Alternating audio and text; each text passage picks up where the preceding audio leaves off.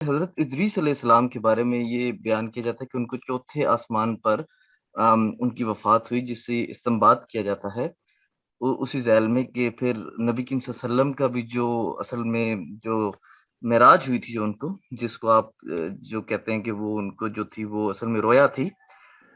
तो आपके रोया के कॉन्सेप्ट से तो मैं बिल्कुल एग्री करता हूँ, लेकिन मुझे बस अज़राए इनायत ये बता दीजिएगा कि एक तो उनकी चौथे आसमान पर जो वफ़ात हुई, उसकी क्या तफ़सीलात हैं? हज़रत इदरीस के बारे में ये बात कि उनकी वफ़ात चौथे आसमान पर हुई, ये तो अफ़साना है, इसकी कोई हकीकत नहीं है।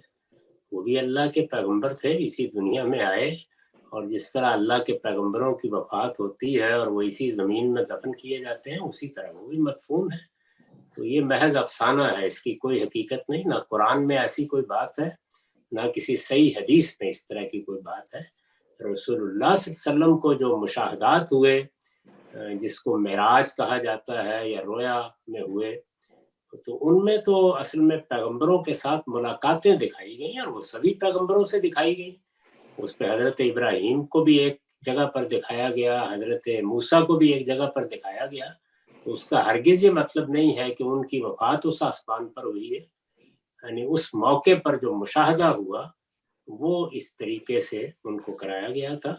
तो इसमें इस तरह की कोई बात मेरे इल्म की हद तक ना कुरान में है, ना किसी सही हदीस में है।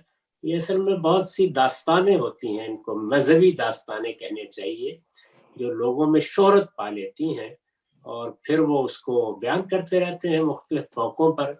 और हमारे यहाँ चूँकि तहकीक का ज़ौक़ नहीं है, तो इस वजह से वो आम भी हो जाती हैं।